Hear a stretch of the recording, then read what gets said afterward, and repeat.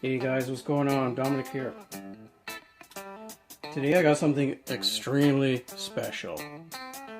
Not just special, and I'm not just using the word extremely haphazardly. I actually mean extremely special. What am I talking about? That's right. This came in the mail today. My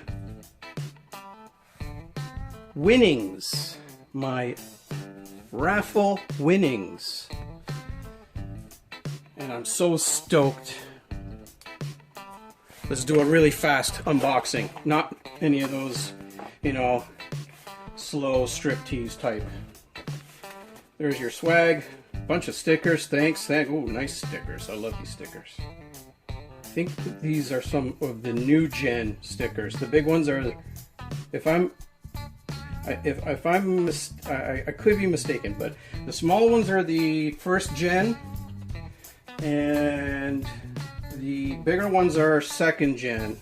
And you can already tell the bigger ones have like a more glossy finish to them. I'm not sure if they're plasticized or just glossy paper. I'm not sure. Some nice business cards and a dog tag. I gotta remember to stay in shot. I gotta keep checking the screen finder, the viewfinder. I already opened it because I wanted to show my dad, and he was on the way out. So, but that's how it comes with the tissue paper and everything. I'm just gonna toss all this stuff to the side quickly. Look at that. This is second generation TSK, Tope service knife. I'm not sure of the scale handle material name, but it's definitely an epoxy, mixed up epoxy, different color epoxies all swirled up together, which comes out to having this very lovely reddish. It's red, but it looks pink because of the white mixed in with it. So, but the red, when you look at just directly the red, it's red. And if it's pink, I don't care. It's still freaking beautiful. It comes with two liners. I can see two liners in here. A white liner, I'm not sure if it's G10, and a black liner. And I believe they would be G10 just because that would be the material of choice usually. But anyway, white and black liners, unknown material, but I would suspect G10.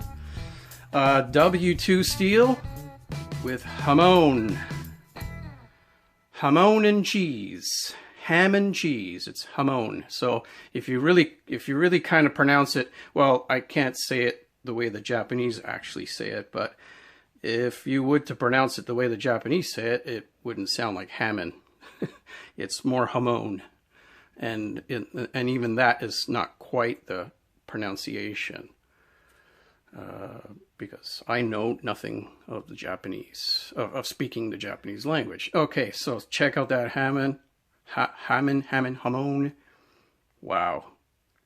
New style Tope service knife, because I think the old one had a bit of like a harpoon action happening with this swedge. It would come up a little higher and then go back down. It would ramp back down. You can check the TSK, the Tope service knife. Sharp as all hell. I see carbon fiber pins and a stainless lanyard tube. Beautiful, beautiful knife. Wow. And again, the fit and finish is superb. Zero transitions, like, there's no steps that you can feel with your hands. It feels amazing. Yeah, the Tope service knife. It's all full of oil. Give me a second. I'm going to pause and grab a rag. All right, I'm back. Grab a rag just to wipe off some of this oil, because W2 is a high carbon non-stainless steel. So to keep this knife happy in storage, you will need to put a coat of oil on it. Any high carbon non-stainless, and even some of the stainlesses, if you're going to really put it in long-term storage, I would anyway. I mean, why not? It's just rubbing a little bit of oil on. It rubs the lotion on its skin, or it gets the hose again. So that's my beloved Tope service knife, first gen, and the first piece of the first gen. So I am extremely fortunate, not just to have a Tope knife, but to have the first gen of this particular model. Now the big brother, because basically what we're looking at is just the little brother to the Overkill. This is the Overkill Bowie TSK Tope service knife. Obviously, a smaller knife is more conducive to carrying more often and in more situations. That's why they call it he's called it the service knife, because obviously you can use it in the services, and also, you know, private citizens can use it in their own daily services. But basically, with maybe just a few hints here and there, it's the same knife, just one bigger, one smaller. That's not a knock. I'm just pointing out similarities. This thing is an absolute veritable beast. I'll just quickly, I've already talked about this knife before. The Overkill Bowie is just a monstrosity of a chunk of A2.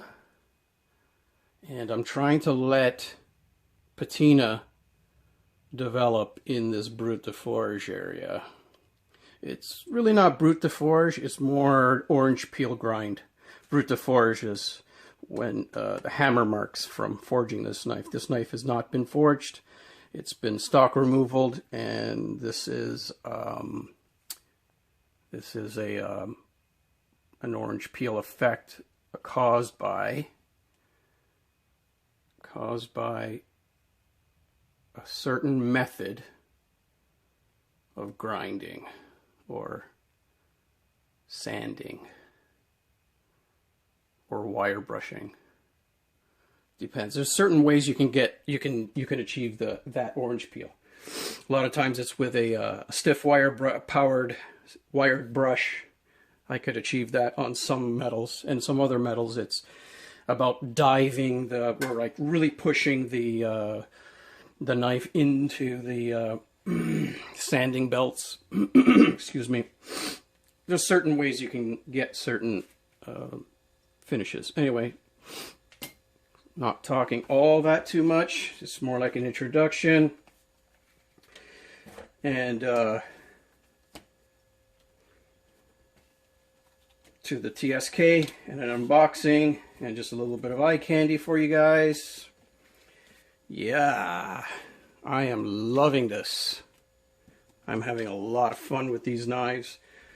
Dan is an amazing guy. He's very personable. I consider him a friend and a brother in the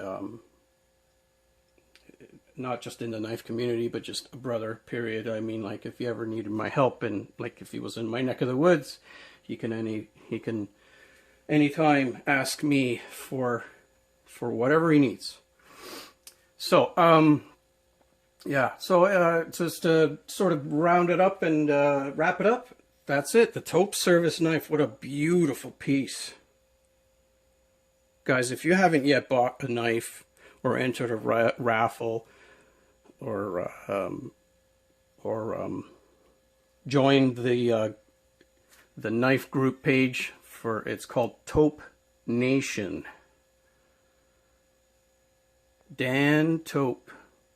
He was featured in Blade magazine. Blade magazine? Damn, sorry guys. I am not sure if it's Blade magazine I think it's Blade Magazine.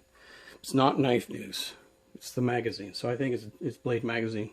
He was featured in Blade Magazine. He's an up-and-coming, well, not up-and-coming, well, he's well-known now, but in the sense of still developing his business and growing his business, he's still doing that. So that's not up-and-coming. Up-and-coming would be something like me, for example. I've made a few knives, but I haven't yet equipped my shop to produce them on a more regular basis. I can still make them, but I would be considered an up-and-coming, or maybe more like in the shadows, because I'm not really up.